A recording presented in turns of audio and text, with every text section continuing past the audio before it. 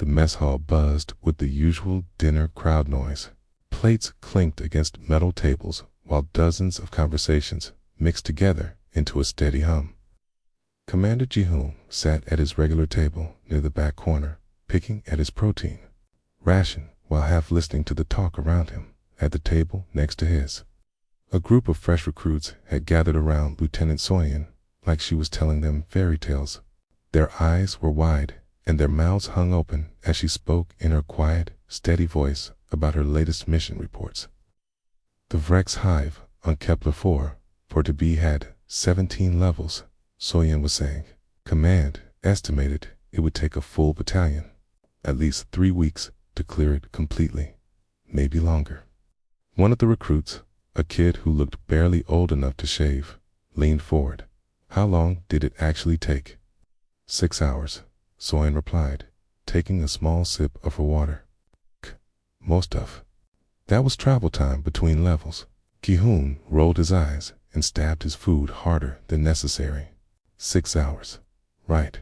He had been to Kepler-4 for it to be. He knew exactly how nasty those hive complexes were. The Vrex built them like underground mazes filled with death traps and ambush points. A single warrior could hold off 10 human soldiers if positioned. Right? How many Vrex were in there? Another recruit asked. The final count was 437 confirmed kills. Soyeon said matter-of-factly, like she was reading from a grocery list. The recruits gasped. One of them actually dropped his fork. Ji-hoon snorted loud enough for the next table to hear. 437. In 6 hours. By herself. The math alone was ridiculous. That meant killing one Vrex warrior every minute for 6 straight hours without breaks, food, water, or rest. And before that, Soyeon continued. There was the incident at the trading station on Ross 128. A Korthok raiding party had taken hostages, 43 civilians trapped in the main cargo bay. What happened? The young recruit was practically bouncing in his seat. I went in alone through the ventilation system, took out the guards one by one. All 26 of them, the hostages. Never even knew there was a rescue happening until it was over. This time, Ji-hoon actually laughed out loud. 26 Korthok raiders. Sure you did. The conversation at the other table stopped. Every head turned to look at him. Soyeon's dark eyes fixed on his face with an expression he could not quite read. Something funny, Commander? She asked. Her voice was still quiet, but there was something underneath it now. Something that made the hair on the back of Ji-hoon's neck stand up. Ji-hoon pushed his tray away and leaned back in his chair. Nothing. Much. Just wondering when they started handing out medals for creative writing. A few of the other officers at nearby tables started paying attention now. The mess hall noise level dropped as people sensed drama brewing. My reports are all verified through command, Soyeon said. Right. Ji-hoon stood up, his chair scraping against the floor. Okay, I suppose next, you're going to tell us about the time you single-handedly destroyed an entire pirate fleet with nothing but harsh language and determination. One of the recruits started to say something, but Soyeon held up a hand to stop him. She never took her eyes off Ji-hoon. Actually, she said, that was last month, the Crimson Nebula raiders near Vega. 12 ships. They were targeting civilian transports carrying medical supplies to the outer colonies. Ji-hoon felt his face getting hot. This was getting out of hand. Come on. Do you even listen to yourself? 12 ships? By yourself? What did you do? Ask them nicely to explode? I used their own weapons against them, Soyeon replied calmly. Hacked into their targeting systems and turned their guns on each other. The whole thing was over in 18 minutes. The mess hall was almost completely quiet now.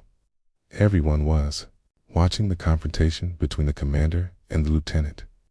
Ji-hoon could feel dozens of eyes on him, but he was too angry to care. This is ridiculous, he said, his voice getting louder. Do you people actually believe this stuff? Look at her. He gestured toward Soyen, who was still sitting calmly at her table. She's what, 5 feet tall? Weighs maybe 100 pounds? Soaking wet, and you think she's some kind of one-woman army. Size doesn't matter in space combat, one of the recruits said quietly. Size doesn't matter, Ji-hoon repeated, shaking his head. Right. Physics doesn't matter either, I guess. Neither does basic common sense. He looked directly at Soyen. Lady, I've been doing this job for 15 years. I've fought Rex, Korthak, pirates, rebels, and every other nasty thing this galaxy has to offer. My confirmed kill count is just over 200, and I'm proud of every single one of them because I earned them the hard way. He paused, looking around the room at all the faces staring at him. Okay, but you want us to believe that in 3 years, you've racked up what, 800 kills? 900. More. 847, Soyen said quietly. As of yesterday, Kyun threw his hands up in the air. 847. Of course, and I suppose you did it all with a butter knife and a smile. Okay. The silence in the mess hall was so complete now that Ji-hoon could hear the hum of the air recycling system. Everyone was frozen, waiting to see what would happen next. Soyen stood up slowly. It was indeed small, barely coming up to Ji-hoon's shoulder. But something about the way she moved made him take an involuntary step backward. She reached into the utility pouch on her belt and pulled out a small thumb drive. No bigger than her finger. She walked over to Ji-hoon's table and placed the drive on the metal surface with a soft click. It spun slowly, catching the overhead lights. Start with folder 1, she said. Then she turned and walked away, leaving the mess hall in complete silence. Her footsteps echoed off the walls until the door closed behind her with a soft hiss. Ji-hoon stared down at the thumb drive. It looked completely ordinary. It's just a standard military data storage device, the kind they handed out by the dozens for mission reports and personnel files. Around him, his conversations slowly started up again, but they were different now, quieter. People kept glancing over at his table, at the small device sitting there like it might explode at any moment. One of the recruits finally worked up the courage to speak. Are you going to look at it, sir? Kyun picked up the drive and turned it over in his hands. Tion was warm from being in Soyen's pouch, and surprisingly heavy for something so small. Yeah, he said finally. I think I am. Ji-hoon sat in his quarters, staring at the thumb drive for almost an hour. The small device rested on his desk next to his personal terminal, looking innocent and harmless, but every time he reached for it, something made him pull his hand back. What if Soyen was telling the truth? What if those impossible numbers were real? The thought bothered him more than he wanted to admit. 15 years of military service had taught him to trust his instincts, and right now, his instincts were screaming that something was very wrong with this whole situation. Finally, he grabbed the drive and shoved it into the terminal port. The screen flickered to life, displaying a simple file directory. There were hundreds of folders, each one labeled with coordinates, dates, and mission codes. The list went on and on, scrolling down past the bottom of the screen. Ji-hoon whistled softly. Under his breath, there had to be at least 300 folders here, maybe more. Each one presumably contained evidence of another impossible mission. He found folder 1 at the top of the list. The label read, Proxima Centauri B, Mining Station 7, First Deployment. The date stamp showed it was from 3 years ago, right after Soyen had finished basic training. Ji-hoon double-clicked the folder. Inside were dozens of files. Video recordings, mission reports, tactical analyses, even medical scans. He started with the main video file, labeled Helmet Cam, Primary Recording. The screen filled with a first-person view from inside a combat helmet. The heads-up display showed standard military information. Ammunition count, life support status, mission timer. At the bottom right corner, you could see the name, LT, Soyen Kim. and her service number. The video started with Soyen moving through what looked like a transport ship corridor. Her breathing was steady and calm through the helmet's audio system. She was checking her weapons as she walked, running through a pre-combat routine that looked completely professional. "This is Lieutenant Kim, approaching the drop zone," her voice said through the speakers. "Mining Station 7 has gone dark." Last communication indicated possible Rex incursion. Investigating, Jihoon leaned forward in his chair. He remembered hearing about Mining Station 7. It had been one of the early VX attacks, back when humanity was still learning how dangerous those creatures could be. The official report said an entire platoon had been sent to investigate, but in the video, Soyen was clearly alone. The transport ship's cargo bay opened, revealing the gray surface of Proxima Centauri b below. The mining station was a cluster of domes and towers connected by enclosed walkways. From the air, it looked quiet and normal. Soyen dropped from the transport without hesitation. Her suits, thrusters, firing in controlled bursts to guide her descent. She landed softly outside the main airlock and immediately moved to cover behind. "A supply container. Station appears abandoned," she reported. "No visible activity. Beginning infiltration." She moved toward the airlock with smooth, confident steps. Jihoon found himself impressed despite his skepticism. The movement was textbook perfect, the kind of thing they taught in advanced combat training. She checked corners, used cover effectively, and kept her weapon ready without looking nervous or rushed. The airlocks cycled, and she stepped inside. These lights activated automatically, revealing a corridor that should have been bustling with miners and technicians. Instead, it was eerily quiet. "Station power is minimal," Soyen reported. "Emergency lighting only. No signs of human presence." She moved deeper into the station, following the main corridor toward the command center.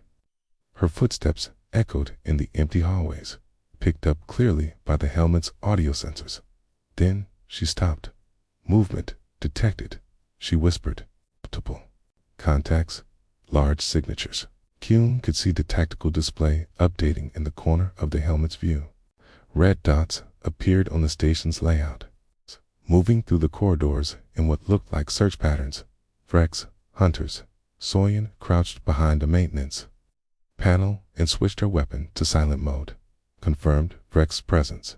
Count is approximately 40 to 50 individuals. They appeared to be systematically searching the station. Jihoon's blood went cold. 40 to 50 Vrex warriors was a nightmare scenario. These weren't the small, weak creatures some people imagined. Adult Vrex stood, nearly 7 feet tall, had natural armor plating and claws that could cut through steel. They were smart, fast, and completely ruthless. A single Vrex could kill a dozen unprepared humans. 40 of them would be nearly unstoppable. Requesting immediate backup, Soyen continued. "This is beyond single operator capability." She waited for a response, but only static came through her communication system. "Communications are jammed," she said to herself. "No backup available." Any sane person would have retreated at this point, called for evacuation, and waited for a full assault team. But instead, Soyen checked her weapons one more time and started moving deeper into the station. "Beginning elimination protocol," she said calmly. What happened next made Jihoon question everything he thought he knew about combat. Soyen moved through the station like a ghost.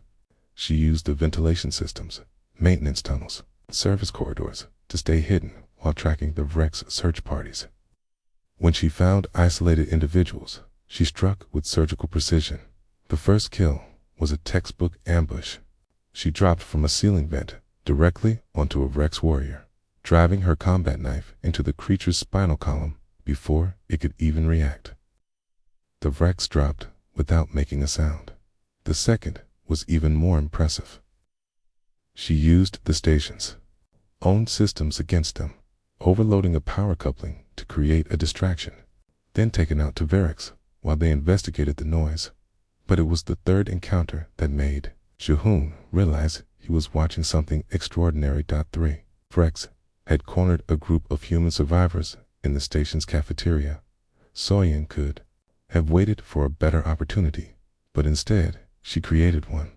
She triggered a fire suppression system that filled the room with thick foam, then moved through the chaos like she could see perfectly while the Vrex stumbled around blind. In less than 30 seconds, all 3 creatures were dead and the humans were safe. Survivors secured, she reported. Continuing sweep.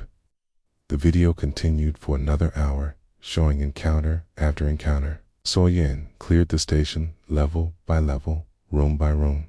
Sign never panicked, never hesitated, never made a mistake. She fought like someone with decades of experience, not a rookie on her first mission. When it was over, 37 Vrex warriors lay dead throughout the station. The survivors were safe. The threat was eliminated, and Soyeon had barely used half her ammunition. The final scene showed her standing in the station's control room, calmly filing her after-action report while rescue ships arrived outside. Mission complete, she said. Station secured.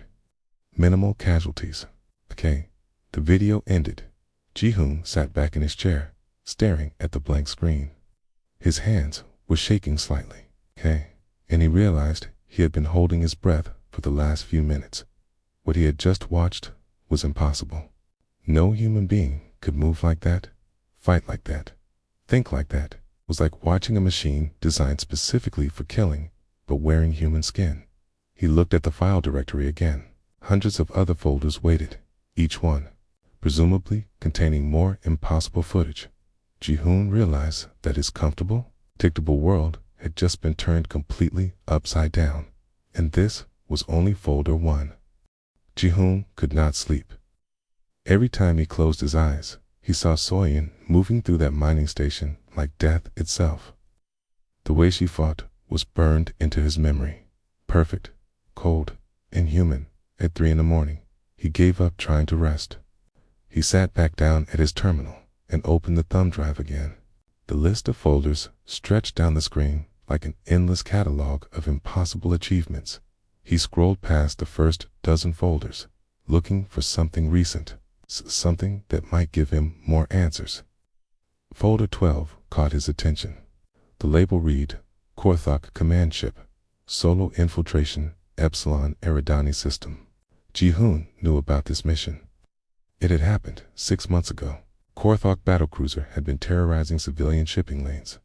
Command had been planning a massive assault with 3 full squadrons. Then, suddenly, the ship went dark and was found drifting empty in space. The official report said the Korthok had suffered some kind of internal accident, equipment failure, bad luck. But now, Ji-hoon was starting to understand that official reports might not tell the whole story. He opened folder 12 and selected the main video file. Once again, he was looking through Soyeon's helmet camera. This time, she was floating in space, approaching the massive Korthok vessel in a stealth suit. The ship was enormous. Korthok battlecruisers were built like flying fortresses, bristling with weapons and armor. They carried crews of over 1,000 warriors, each one trained from birth for combat. Getting inside one of these ships without being detected should have been impossible. Soyeon made it look easy. She found a maintenance hatch on the ship's lower hull and used some kind of electronic device to override the locks. The hatch opened silently, and she slipped inside like a shadow. The interior of the ship was a maze of corridors and chambers, all built to accommodate the Korthok's massive size. The aliens stood nearly 9 feet tall and were built like walking tanks. Their culture was based entirely on strength and violence. Soyeon moved through their ship like she owned it. She had somehow obtained detailed blueprints of the vessel's layout. She knew exactly where to go, which corridors to avoid, and how to disable the security systems without triggering alerts. More importantly, she seemed to understand Korthok psychology and tactics better than officers who had studied them for years. The mission took her directly to the ship's command center. Instead of trying to plant explosives or sabotage critical systems, she did something much more clever. She hacked into the ship's internal communication network and began sending contradictory orders to different sections of the crew. Engineering was told to shut down the main reactor for maintenance. Security was ordered to conduct a full search of the lower decks. The weapons crews received instructions to run diagnostic tests on all primary systems. Within an hour, the ship was in complete chaos. Orc warriors were running around following conflicting orders. Systems were shutting down randomly, and nobody knew what was happening. Then Soyan started hunting. She picked off the command crew one by one, using the confusion she had created as cover. The Korthok never saw her coming. She would appear behind them like a ghost, eliminate her target, and vanish back into the ship's maze of passages. But it was not just random killing. She was following a specific pattern, taking out key personnel in a carefully planned sequence. First, the navigation officers, then the weapons specialists, then the engineering supervisors. She was systematically destroying the ship's ability to function. The most disturbing part was how she seemed to know exactly who to target. She never wasted time on ordinary crew members. She went straight for the individuals whose deaths would cause the maximum disruption. How could she possibly know the Korthok command structure in such detail? The final phase of the mission was the most impressive. With the ship's command structure in ruins, Soyan made her way to the reactor control room. Instead of destroying the reactor, she reprogrammed it to emit a specific energy signature. Ji-hoon realized what she was doing. The energy signature would make the ship appear to be suffering from critical system failures to any external sensors.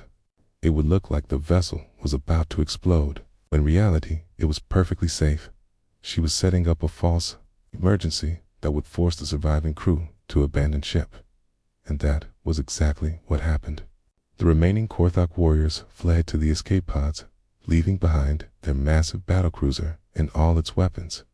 The ship drifted empty in space, looking like a derelict, but actually intact and recoverable.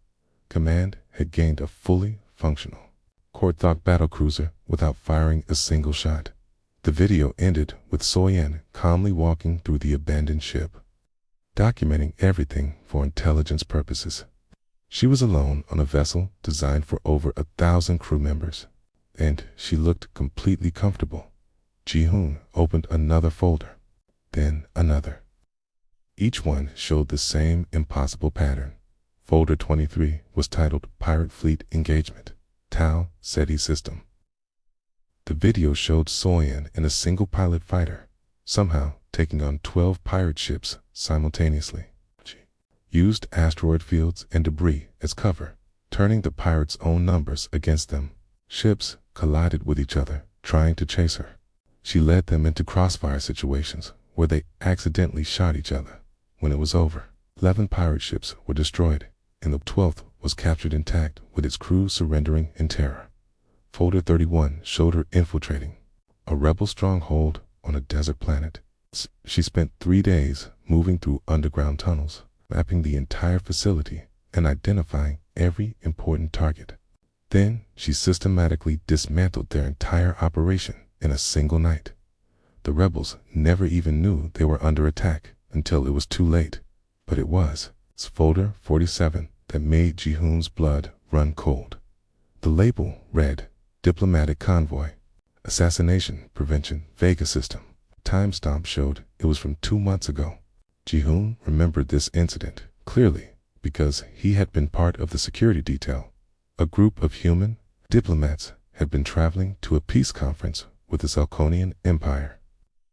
The convoy was heavily guarded, traveling through what should have been safe space. Nothing went wrong.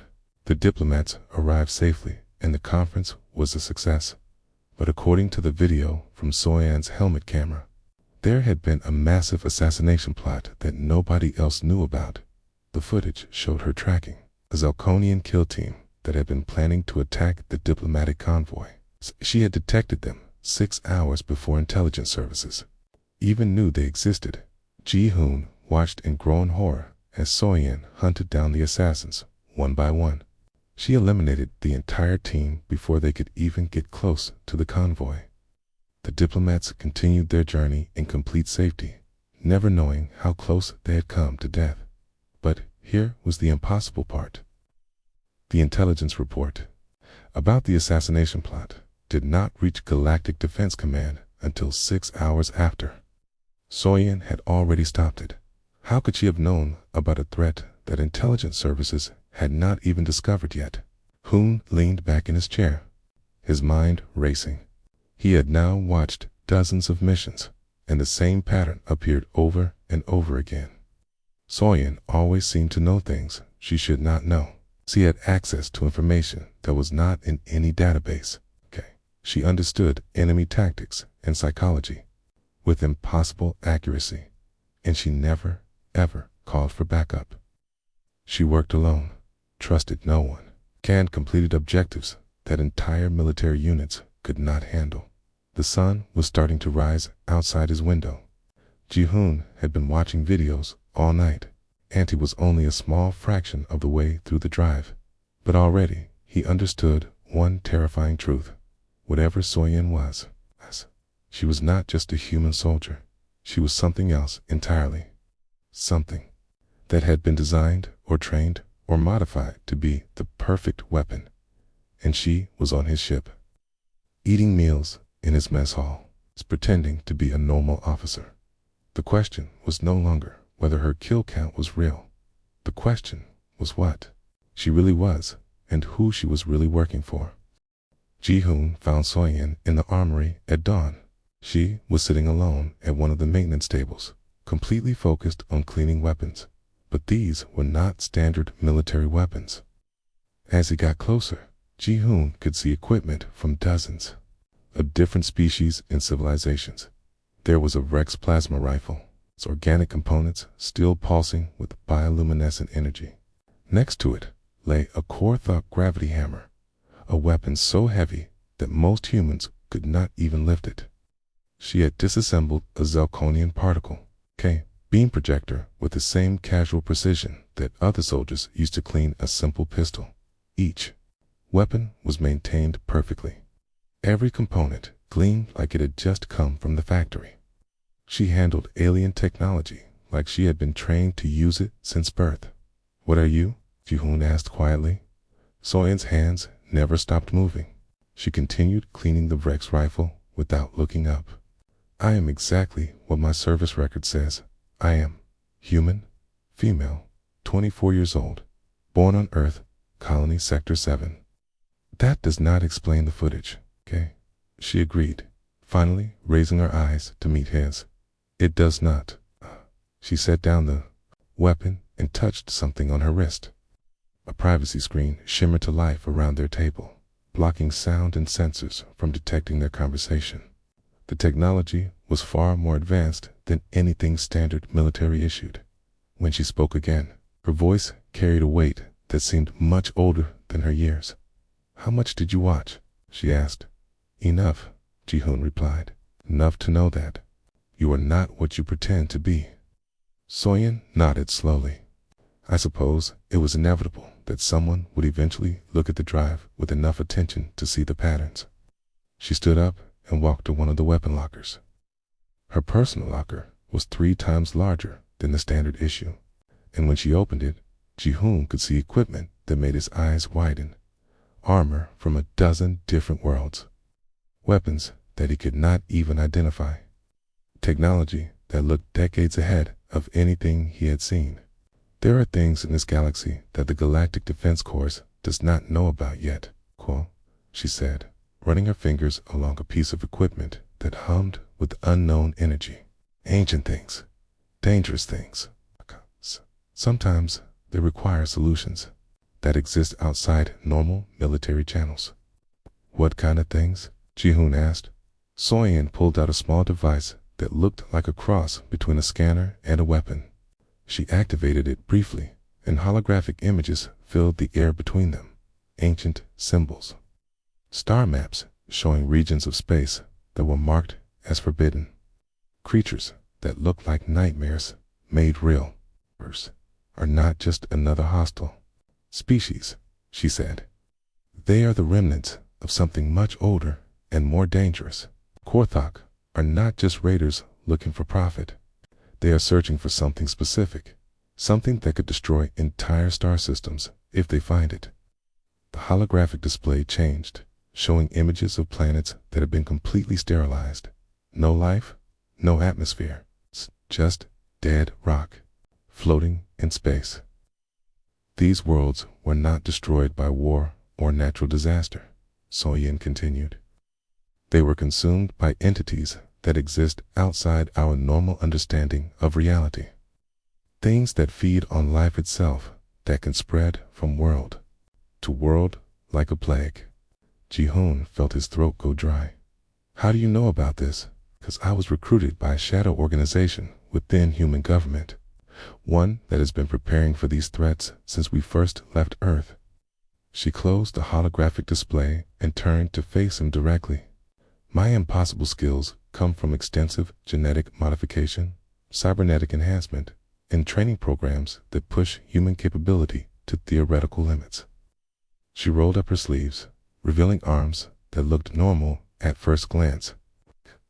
When Ji-hoon looked closer, he could see subtle differences. Her muscles were too perfectly defined.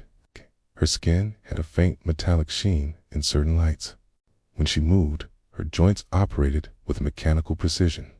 The modifications are not just physical, she said. My brain has been enhanced with quantum processing capabilities. Can calculate tactical scenarios in real time, process information at superhuman speeds, and access databases that do not officially exist. That is how you knew about the assassination plot before intelligence discovered it. Yes, I have direct access to monitoring systems that watch for specific threat patterns across the galaxy.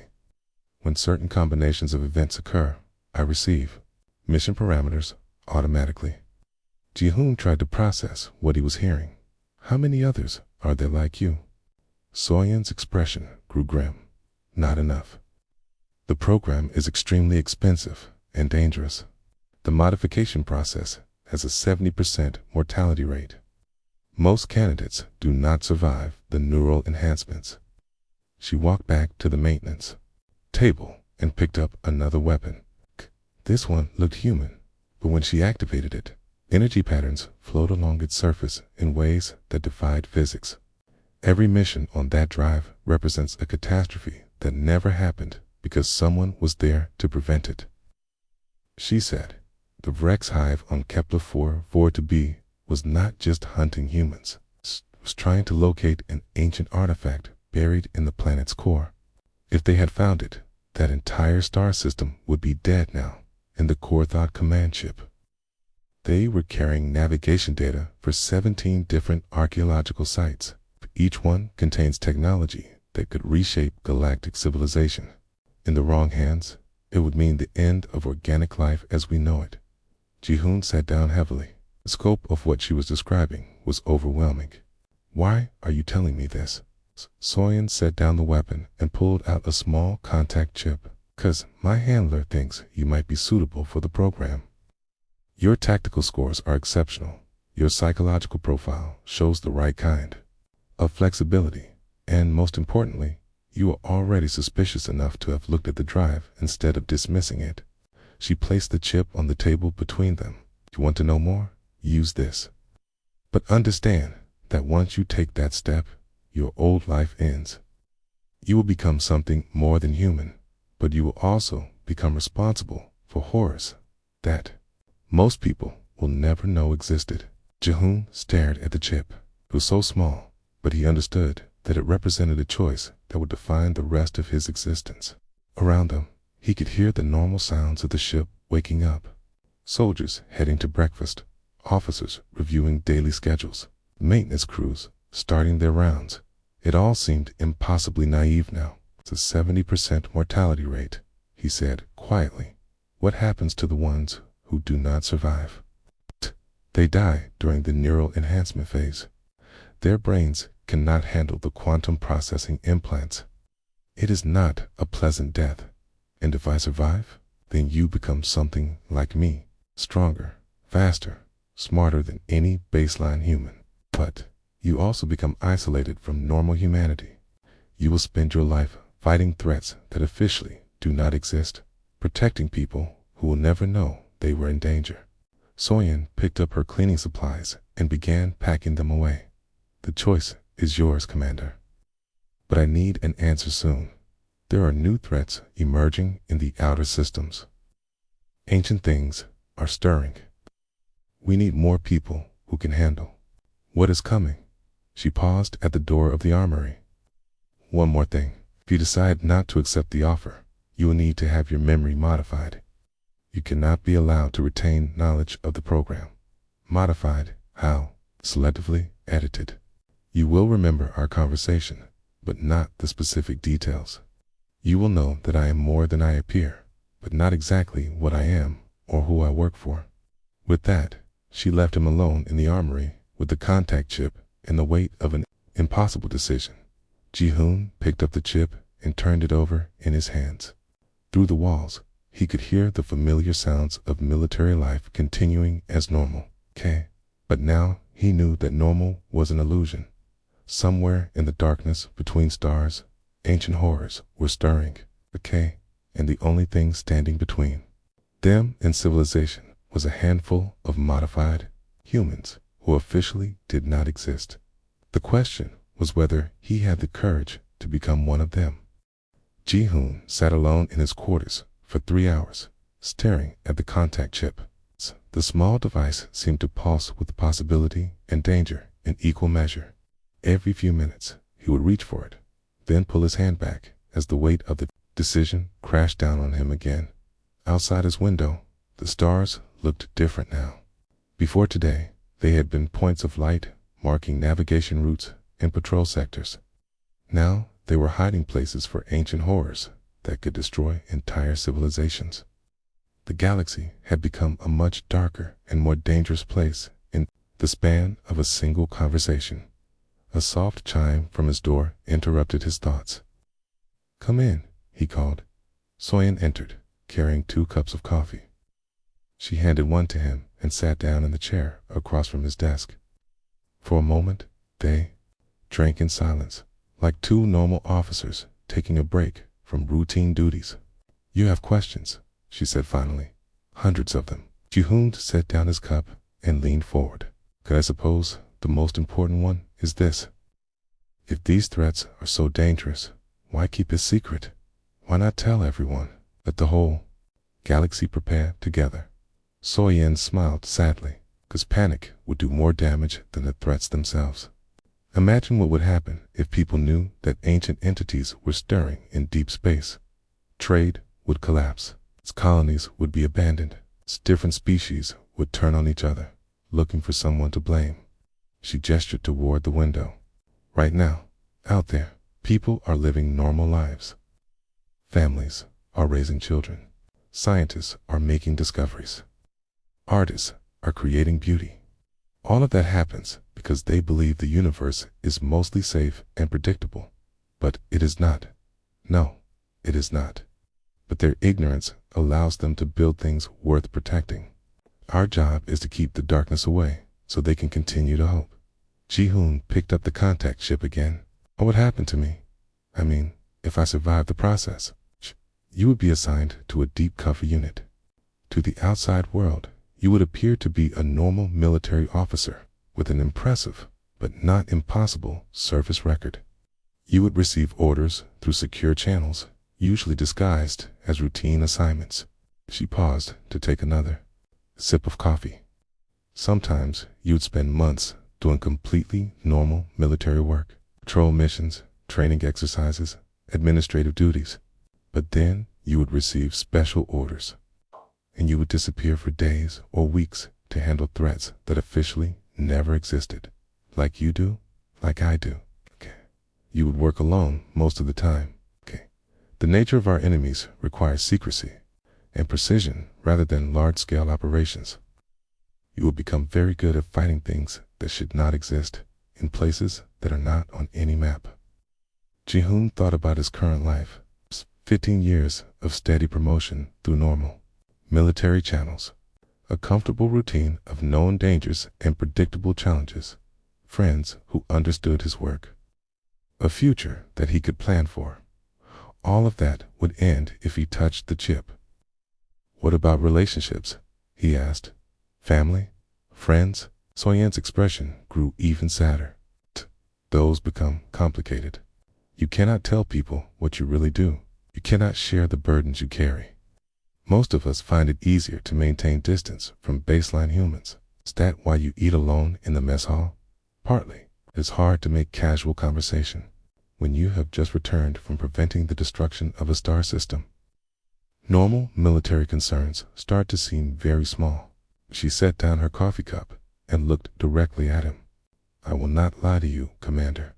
This life is lonely. It is dangerous beyond anything you have experienced. And if you make a mistake, millions of people might die without ever knowing they were in danger. But someone has to do it. Someone has to do it. Ji-hoon stood up and walked to the window. In the distance, he could see a civilian transport ship heading toward the nearest trade station. It's probably carrying families, merchants, students, tourists, all of them completely unaware that their safe passage depended on people like Soyeon fighting monsters in the dark. How do you handle it? He asked. The isolation, the secrets, knowing things that you can never share. Some days are harder than others, Soyeon admitted. But then I remember what happened to the worlds in those holographic images. Entire civilizations wiped out because nobody was there to stop the threats in time. She joined him at the window. Every morning when I wake up, I know that somewhere in the galaxy, there are children playing games, artists creating masterpieces, scientists making discoveries that will improve life for billions of people. Okay, all of that exists because someone stood between them and the darkness. Is it worth it? Okay, that is a question you can only answer for yourself. Ji-hoon turned the contact chip over in his hands one more time. Such a small thing to carry such enormous consequences. If I say no, what happens to you? I continue my work. Eventually, we will recruit someone else to fill the position. The program will adapt. And if I say yes, then tomorrow you will receive orders for a routine medical examination. You will report to a facility that officially performs standard military health assessments. In reality, you will begin the modification process. She paused. I should mention that the first phase is reversible. If you change your mind during the initial preparations, you can still back out with no permanent effects. The point of no return comes later. Alarms began sounding throughout the ship. Both officers automatically checked their personal communicators for emergency updates. A pirate attack on a mining convoy 3 systems away. All available units were being scrambled for rescue operations. I have to go, Soyeon said. Standard response for this kind of incident. But Ji-hoon noticed something. While every other officer on the ship would be preparing for a conventional military operation, Soyeon's mission would probably be something entirely different. Okay? She would use the chaos of the pirate attack to investigate whether the incident was connected to larger threats. She would look for signs of ancient artifacts, unusual technology, or evidence that the pirates were working for something more dangerous than profit. She would fight a war that nobody else knew existed at the door. She turned back to him. Take your time with the decision, Commander, but not too much time. The threats are growing stronger, and we need good people. After she left, Ji-hoon continued, staring out the window. The civilian transport was almost out of sight now. It's disappearing into the star field on its way to normal, predictable safety. He thought about the families on that ship. His children who would grow up believing the universe was mostly kind, Matthias, who could focus on providing good lives for their families instead of worrying about cosmic horrors. Scientists and artists and teachers who could pursue their dreams because someone else was handling the nightmares. All of it was possible because a few people were willing to sacrifice their humanity to protect humanity itself. Ji-hoon walked back to his desk and picked up the contact chip. For a long moment, he held it without moving. Then, with steady hands, he inserted it into his personal communicator. The screen displayed a simple message. Thank you for your interest. Report to Medical Base 7 tomorrow at 080 hours for routine health assessment. He deleted the message and sat back in his chair. Round him, the ship continued its normal operations. Officers ran to their posts, responding to the pirate attack with professional efficiency. The comfortable, predictable world of conventional military service continued exactly as it always had. But Ji-hoon was no longer part of that world. Tomorrow, he would begin the journey toward becoming something more than human. Something that could stand against threats that should not exist outside his window. The stars no longer looked like points of light, marking safe navigation routes. They looked like an ocean of possibilities, some beautiful and some terrible. And somewhere among them, ancient things were stirring, waiting for someone brave enough or foolish enough to stand in their way. Ji-hoon smiled grimly and began preparing for a future he could not imagine. The galaxy would continue to seem safe and predictable to most people. He would make sure of that.